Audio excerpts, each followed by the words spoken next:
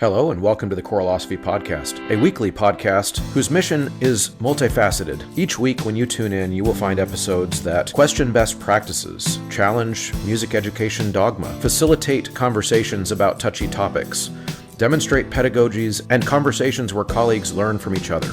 This is episode 269, Classical Music, an Endangered Species. There is something I would call a fashionable claim in music academia within the Anglosphere right now that Western classical music is hegemonic. That word keeps popping up. It's spoken as if it were a proven thing and as if the evidence were overwhelming, almost as if it is an unexamined claim to be self-evidently true. And it is as if classical music sits at the center of cultural power, imposing itself on everyone else in an oppressive way that snuffs out other ways of making music and acquiring musical knowledge. This idea is so ubiquitous in music education scholarship, literature, and online discourse that it can get you into trouble to even challenge the idea. I know this from personal experience. Authors like Christina Colby, Juliet Hess, Emily Good Perkins, Lauren Kajikawa, Chris Philpott, and many more have written on this topic and do make some very valid critiques. This is not intended to attack them or dismiss their work. But in my view, they all share the same flaw, the scope with which they measure this claim that classical music is hegemonic. When you zoom out from the music buildings and campuses that many of us inhabit and look at the musical world that people actually live in, the claim of hegemony collapses instantly. The global data does not show hegemony. The music marketplace definitely doesn't show hegemony for classical music. What the data actually shows is something far less dramatic, but possibly even more important.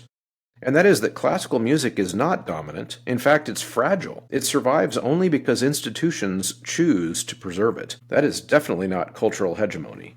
That is cultural stewardship, and I would argue a crucial stewardship. Choir directors, music educators, show planners, you pour your heart into your music. Shouldn't your events get the same attention? That's where Ludus comes in. Sell tickets, promote your concerts, and fundraise with ease. Selling merchandise and concessions? Ludus Retail makes in-person sales effortless. Running choir camps or workshops? They have a classes feature that keeps registration simple, and when you need help, the live support team is ready to pop up with real answers from real people. The best part? It's completely free for organizations. Thousands of music programs already trust Ludus because great music deserves more than just a ticketing system. And if we were to be honest about this, the entire conversation in music education would look very differently. The term hegemony, in a cultural sense, is often used in music education literature by some of those authors even that I cited. In this context, the term as it's being used was coined by Antonio Gramsci and then promptly misused by anyone to fit their purposes. According to Gramsci, hegemony is the spontaneous consent of the governed, as he calls it, to the general direction imposed on social life by the dominant fundamental group. Consent born of the dominant group's prestige and position, not of force. In other words, if a tradition is dependent on institutional subsidy, culturally marginal, as classical music is, not reproduced spontaneously, as classical music is not, then it fails the consent dominance societal diffusion test. It can't be called hegemonic in the Gramscian sense. This, of course, definition I pulled from one of his more crucial essays on this topic called The Intellectuals, written in 1971. Classical music also deserves its own definition here at the onset of this episode because lots of people mean different things when they say it. I've talked about this on the show many times. My definition is clear, but I'm going to say it again here. When I use the term classical music, I don't mean European music from the 1600s, 1700s, and 1800s. That's not what I mean. I do not mean preserving Mozart, although that is important. I do not mean preserving Bach, although that is important. When I use it, I mean something broader, which is that classical music to me is any structured art music tradition sustained through deliberate instruction between a teacher and student that uses codified repertoire and generational transmission via formal education, regardless of geography. So it is not the canonical repertoire itself that encapsulates the classical tradition. New classical music is being made every day, though there are great monuments, as I mentioned, in the repertoire that should and must be preserved. But that's not what I'm talking about. The tradition I am concerned with here is the methods of instruction, rigor, literacy, and deep practice in an apprenticeship model of education. And of course, the virtuosic performances that are made possible downstream by this instruction, those go away in a generation or two without that instruction. This can and does occur in any and all genres of music. It doesn't have to be European orchestral music from the 1700s or opera arias or Caro mio bene. So in this episode, which I will say at the outset is very different in its structure than any other episode I've ever done, I take so much heat for my defense of what is seen as the old way of doing things, which is really silly because I'm kind of a radical in a lot of ways that I advocate for music education. I'm advocating for some massive changes to the way things are done, which I guess puts me in the camp of a radical. So what I did is I wrote a blog first, and I'm creating the episode from the blog. Typically that goes away the other way around. I will simply turn on the microphone and rant, and then turn those ideas into a blog if it works that way. But I want to make sure I don't miss anything here and make it super clear what it is that I'm arguing for. So in the rest of this episode, I will try to construct an explicitly left-wing argument that institutions must unapologetically preserve the classical tradition, and that it is decidedly not hegemonic as it currently stands now. Along the way, I will fold in some thoughts on the value of the classics in general from Cornel West, a recent presidential candidate for the Democratic Socialists and one of my favorite intellectuals and thinkers, sourced from a recent episode that I heard him give on the Old School podcast hosted by Shiloh Brooks. The list of resources that this podcast has generated around it continues to grow. You can, of course, for free, go use the Vocal Pedagogy Suite or the Music Literacy Suite anytime you'd like. Those are sub-pages on my website that keep all of those episodes on those two topics organized. So if you are ever wanting to do a deep dive on teaching your kids to read music or sing well, kind of like our main job, you can go there to the website and find those. Quick Google search also will help you find those. And of course, the list of discounts on incredibly helpful products for music educators is also substantial. You can go to mymusicfolders.com and mychoirrobes.com. You can use the promo code Choralosophy at checkout there to get a discount. In addition, you can get sheet music at graphitepublishing.com and endeavormusicpublishing.com using the Choralosophy promo code. You can go to 3minutetheory.com and get 15% off with the promo code there. And of course, Sight Reading Factory. Every time you renew your membership for yourself and your student memberships, you can knock 10% off every time you do checkout there. SightReadingFactory.com, which is a huge benefit to you because it's the best program out there, but also you get a discount, and all of those promo code uses help support this show as well. Big shout out goes to the producers and Inner Circle over at the Patreon page. These are folks that are really dedicated to keeping the lights on here at this show. Venture Studios, Chandler Smith, Brian Long, Michael Herron, Kyle Peterson, Steve and Kathy Kakachik, David Kowalczyk, Max Jackson, Angie Schilling, Rebecca Chalk, RJ McCracken, Michael Shimp, and Kyle Siddons. I guess we could call this chapter 1 of my argument, and it is the explicit, unapologetic one. Classical music is worth preserving. Let's start with what actually matters. Classical music deserves to survive. More of us should feel brave to say that out loud, because it's important, not because it's superior in some way, not because it's European. That's one of my biggest pet peeves. No, it's not. It isn't European. It's global. There are many classical traditions around the world, and classical music that's been made right here in Missouri, or right here in the United States, or in a tiny town in Canada. You can make classical music. It is not European. To say that it is, A, lazy, and B, no longer accurate at best. It's outdated. And I definitely don't think it's worth preserving classical music because it should be mandatory for all students to learn, or that because I think it's for everyone to do and participate in, although it does enrich everyone's lives, whether they know it or not. These traditions deserve to survive because they are unique achievements in human culture, a body of work that took centuries of craft, thought, experimentation, and artistic risk. Student hands-on engagement with this body of work and the way of learning it expands the imagination, the mind, and the brain in some very, very important ways. And not all musical genres do this. And that is also something we should not feel ashamed to say. The reason that's not a bad thing is that not all music is made for the same reasons. We preserve the classical tradition in school because of its academic value. Not all music is made for its academic value.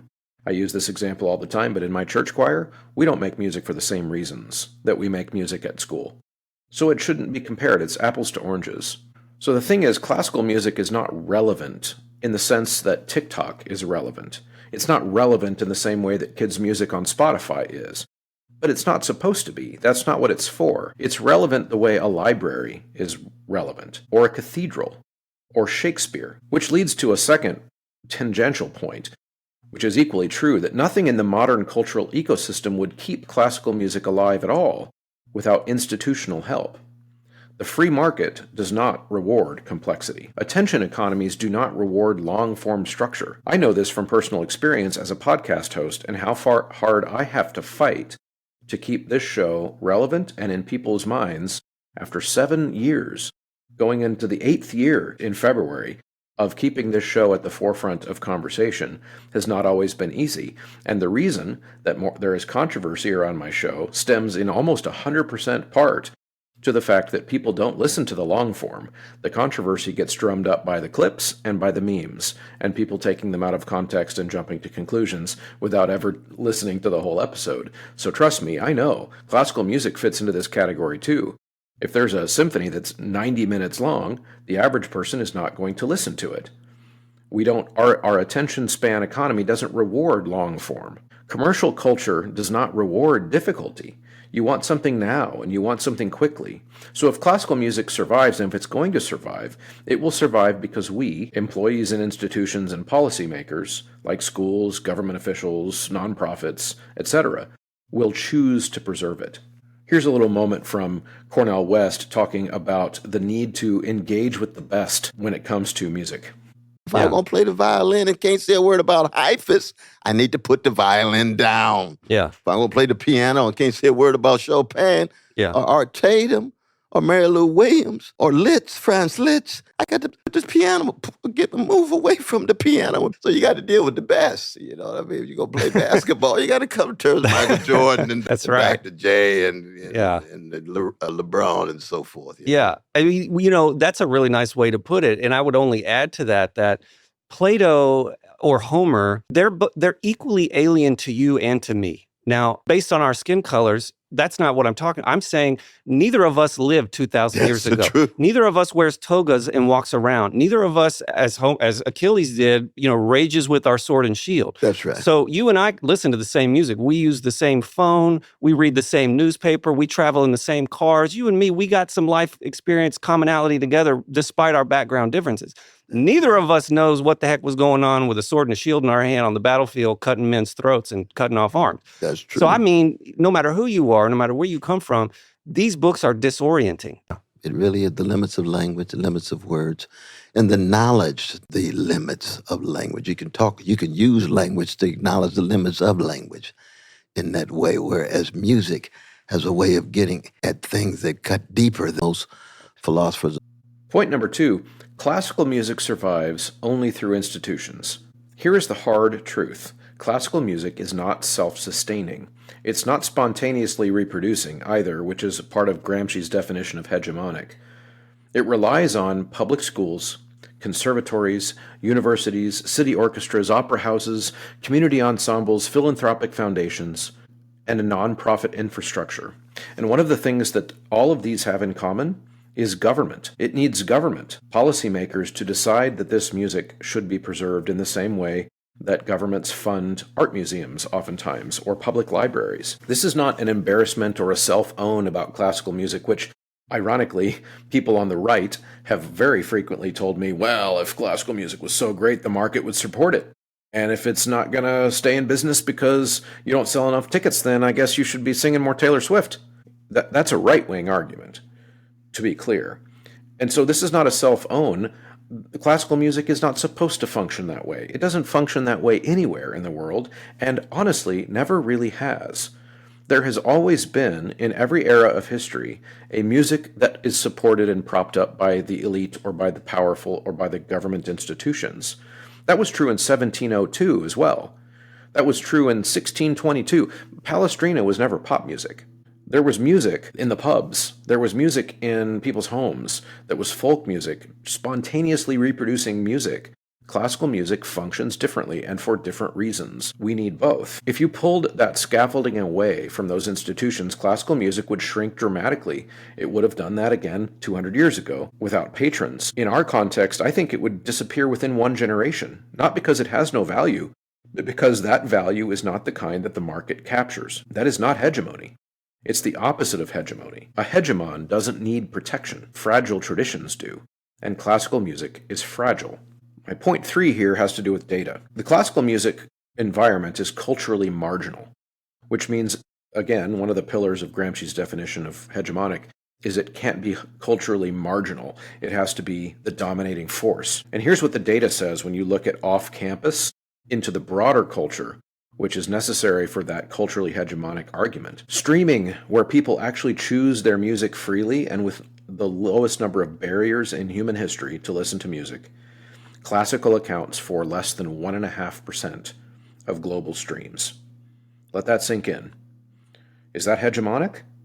Or is it barely hanging on? In recorded music revenue, classical music bumps up just a little bit to 1 to 3% of the global recorded music market. Now in live music, this is where classical musicians perform the best, which makes sense. Even as a classically trained musician, I would be more likely to listen to a professional choral ensemble or an opera or a symphony if I was there in person. I would almost never turn it on in the car. That's not where I consume that music. I want to see it and experience it live. And that's actually our best avenue towards getting this music out to people. But even there, in live venues, classical music is about 5 to 10%, and 10% would be generous of live music revenue, keeping in mind much of that 10% comes from government. Overall, in the commercial music picture, when you combine everything, classical music is about 4 to 5% of the global music economy. That is not dominance. That is not cultural control. That is a niche art form being kept alive through deliberate institutional effort. Now, in the Substack printed version of this blog/episode, you can see some graphs if you're visually oriented. I've got some graphs to show how these numbers look proportionally as well. Now, the moment you widen the denominator, which is what any scientist doing scholarship on this topic should do, when you compare the denominator from the school to the whole world, the hegemony claim evaporates. No music education author that I've read, and I've read a lot, that I have been able to find, it doesn't mean it's not out there, has included this context. The denominator in the music education papers is always school.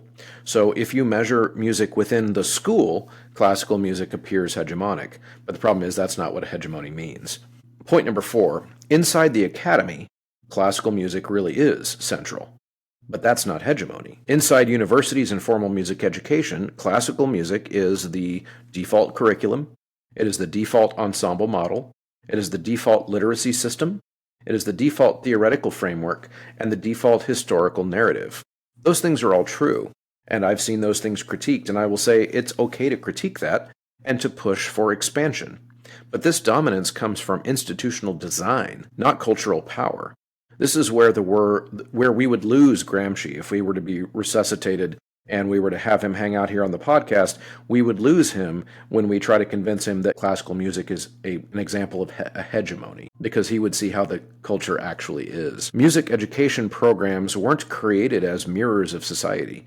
They were created as custodians of a tradition.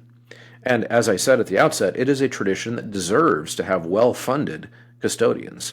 So yes, classical dominates inside the music building because the music building was built for a teacher-to-student musical transmission tradition. But that is not cultural hegemony. It's a specialized ecosystem doing the job that it was designed to do. For example, many people now consider jazz to be a form of American classical music. Why? For the same reasons. It deserves custodians, and it needs them, just like Mozart does. Point number 5, the foundational contradiction nobody seems to acknowledge. There's an internal contradiction that exposes the whole classical is hegemonic claim as incoherent. If classical music were truly hegemonic, It wouldn't need institutional insulation to keep it alive. Hegemons don't require a subsidy. They don't require curriculum mandates. They don't require philanthropic triage. The only reason classical music still exists at scale is because institutions protect it from the marketplace. This is what a vulnerable art form looks like. The only valid question in the discourse that I often see is, if classical music is not the preferred music of the culture, then why don't our schools reflect the culture's preferences? Wouldn't that be the epitome of inclusion? And I think that's a legitimate question, but framed in this context of a dying art form and one that is being propped up by policy and by education, it should result in a different conclusion, at least a different set of questions.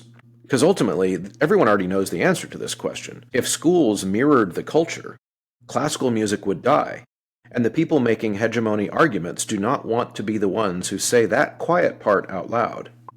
Are you a director new to the profession? Or are you a seasoned director who is in a new place? One of my favorite tips for generating interest in the program and to instill buy-in is to plan a trip. There are so many options. You can go to Orlando, you can go to Ireland, or you can perform in a parade or a theme park. You can even take the stage at Carnegie Hall in New York. Wherever you end up, not only will your current crew look forward to the trip, but younger students will count the days until it's their turn to go. If you have no idea where to start, connect with Kaleidoscope Adventures at mykatrip.com. All right, point number 6. Are Dickens, Plato, Shakespeare hegemonic classical literature? If you understand classical literature, then you already understand classical music. No kid in 2025 reads Dickens because Dickens is hegemonic.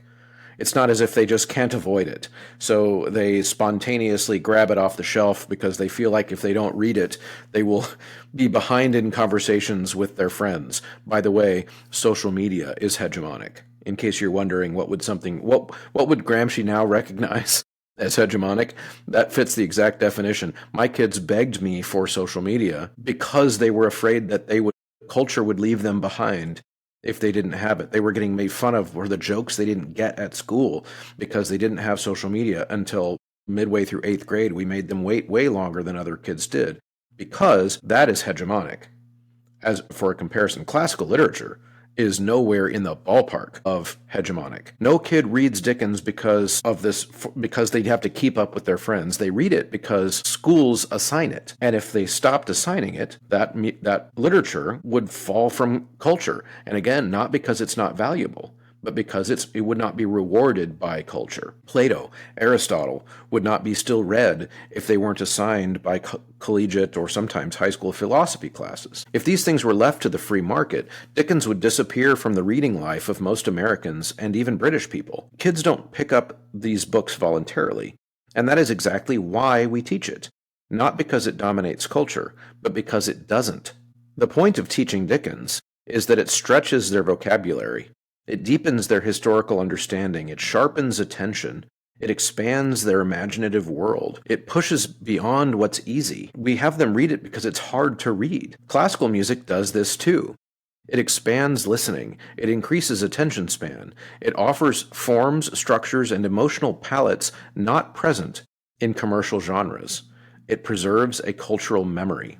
The difficulty itself in learning to play it and learning to understand it, learning to sing it, etc., is what gives its value. It's the difficulty that causes people to be changed by it in ways that they remember 20 years later. The value is not market-driven, which again shows that classical music is not hegemonic. It's assigned, it's curated, like a display at a museum, just like Dickens, Shakespeare, and Plato. Here's Cornel West again, talking about why we should all encounter Plato as we wrestle for finding meaning in life. Who cares about what some ancient Greek thought? And yet you and I are sitting here saying the greatest minds to have proceeded after Plato for 2,000 years all had to confront the Republic. Why is that? And why in 2025 should a young person sitting at home wondering what to do next say, you know what I'm going to do? I'm going to stage a confrontation with the greatest book that intelligent people say has ever been written. Why? How does it held that sway over us? We tell our young precious brothers and sisters of all colors, of all countries, of all sexual orientation, the religious and non-religious identities. Plato sets the scene of instruction for any philosophic inquiry, especially in the West, but I think in the world. What is the scene? The distinction between reality and appearance, the distinction between knowledge and opinion, the distinction between nature and convention, the distinction between philosophers and sophists, the distinction between a world that is recurrent, that is constant, what he'd call a realm of being, versus a world of becoming that's changing, drifting, flowing all the time. No young person can come to terms with their lives, with what it means to be human, what it means to live a life from their mama's womb to tomb without wrestling with reality versus appearance. Things seem to be this way. They're not. You don't say. I thought she loved me. She doesn't. I thought he... No. I thought that what the scientists said in 1900 was the nature reality. They changed their minds. They got better theories. Things are forever changing, but that doesn't mean, in fact, that there's not some reality behind the veil of appearance. Same would be true in terms of the struggle against Homer. I mean, there's a sense in which the Republic is the first effort for the Greeks to replace Homer as a source of paideia, the source of education. Yeah. And what's going to replace it? Dialectics. What's dialectics? A sense of the whole. What is a sense of the whole? Philosophy. Right? That love of wisdom, philosophia, emerges in Plato over against the inferior wisdom that he thinks is at work in Homer. So you get this wonderful clash of philosophy versus poetry. Well, that's going to persist up into this very day. You could tell the young folk, oh, I see you listen to a little Kendrick Lamar, huh? Mm-hmm. Did you listen to Mortal Man and his wrestling with Tupac? How come Tupac was silent? Tupac, how do you pass on the wisdom to the younger generation? Ops. Kendrick, what are you saying? Everybody has to have traditions of education that allow people to draw a distinction between reality and appearance and knowledge and opinion. And point number 7 is the political irony. As I mentioned at the beginning, I am making a left-wing argument. The irony that makes me laugh every time, because this comes into my life uninvited so often because of the nature of having a show like this, that when I defend the institutional preservation of classical music or music literacy, which is part of that music tradition, the classical music tradition, people somehow interpret this to be right-wing, which is a very strange thing because I don't know of any political science textbook that would include reading music as right-wing or classical music as right-wing. It's just such a strange connection to me, but people make it anyway. But the argument I'm making here is actually the opposite of right-wing. I'm arguing that classical music is a public good that the market will not preserve on its own. I'm arguing for the role of schools, public schools, and institutions in maintaining a fragile tradition. I'm arguing that without public support, the art form would collapse. This is not a conservative argument. It's not a libertarian argument, and it's not a market-based or capitalist argument. It is a left-wing argument about the failure of markets to preserve cultural goods. The people calling classical music hegemonic are actually the ones aligned with market logic. Their implied position, and sometimes explicitly stated, is if students don't prefer it, let it disappear. If the culture doesn't sustain it, it doesn't survive and doesn't deserve to survive. Let kids pick the music they like. What would the result be if we really went down that logical rabbit hole? Let's just let the kids pick the music they like. Well, obviously, classical music would die. And that, again, is not a statement of its lack of value. Of course they won't pick the music that they know nothing about, and oh, by the way, it's really hard to do. So the irony is this. I'm the one arguing for institutional support of a non-commercial art form that capitalism would kill instantly. And somehow, that gets me labeled as the conservative in the room. Academic politics has eaten its own sense of irony, like an Ouroboros eating its own tail. Point number 8. Stewardship isn't exclusion. Before anyone tries to twist the argument that I'm making here into something that it isn't, let me make one thing explicitly clear. Saying that classical music needs institutional support does not mean schools should ignore other musical traditions. And yes, countless examples do exist where the Academy has ignored, dismissed, or marginalized those traditions. Criticizing that is legitimate. We should continue to do that, and I have done that here. My position is not, and has never been, that only classical music matters, only classical music deserves teaching, or that world musics and commercial genres are unimportant. Students shouldn't learn the music of their own culture or community.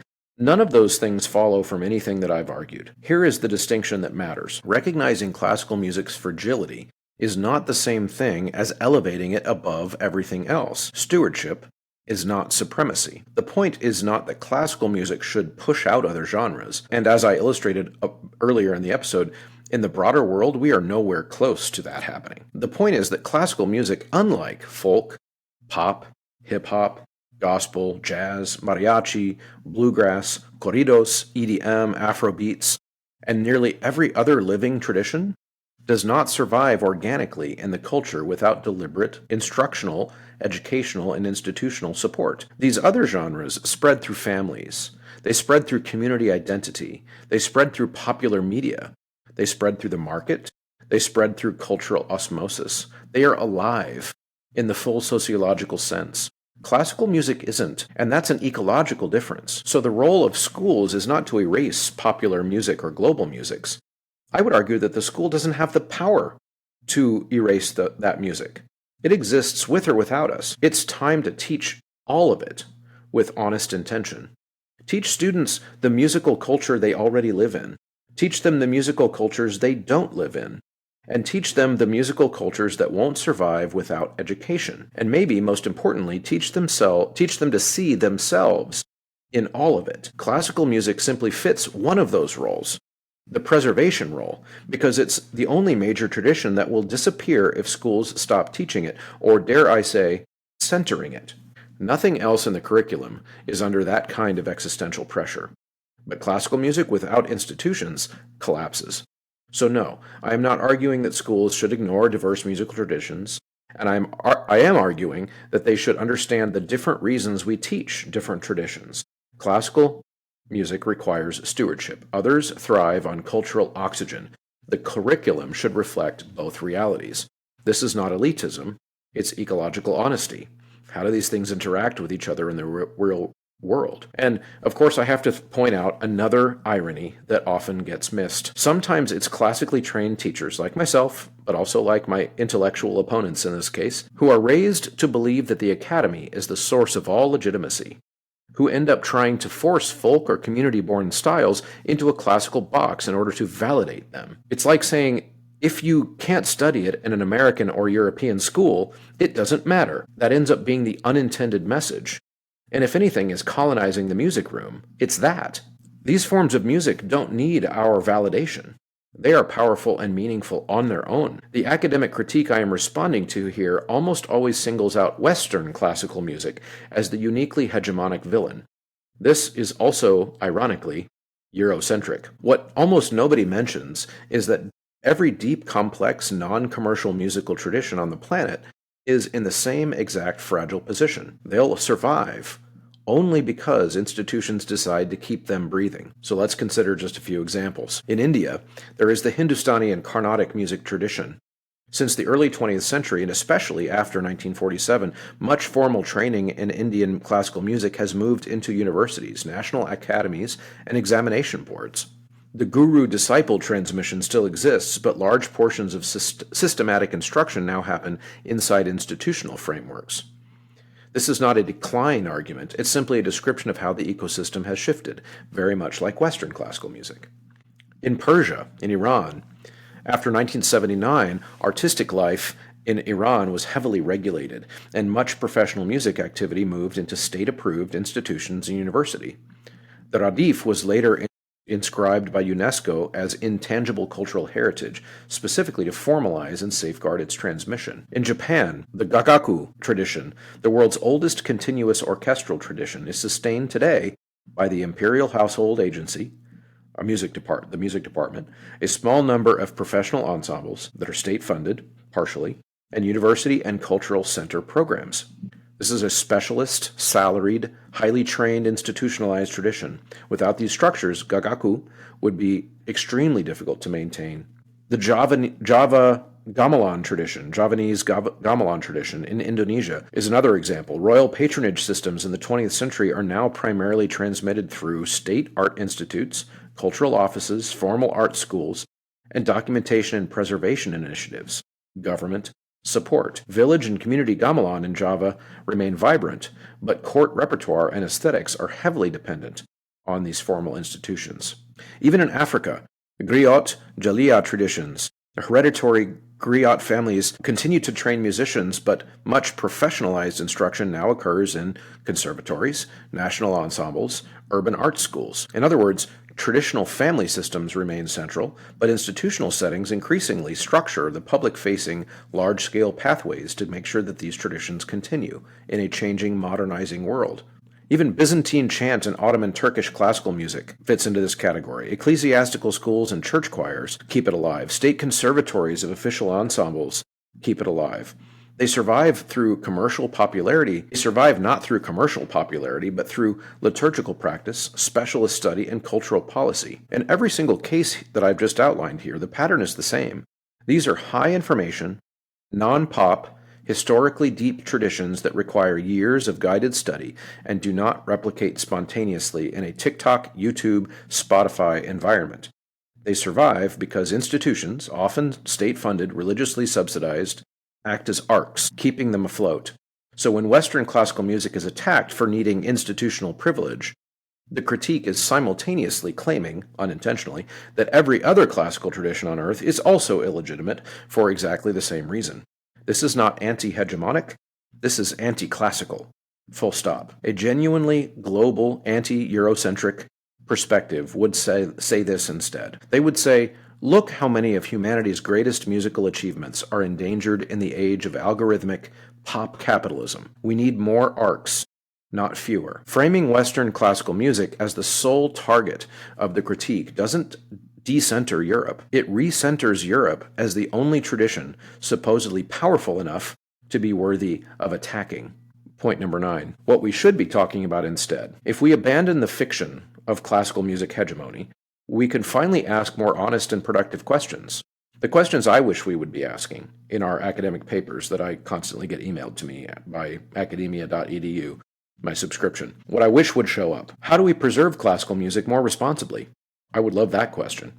How do we teach it without apology, but also without pretending it's culturally central? How do we frame classical music as a valuable, difficult, fragile tradition rather than as a dominant ideology? How do we help students engage with it meaningfully rather than defensively? How do institutions maintain stewardship while engaging with the full landscape of global musical culture, classical and otherwise?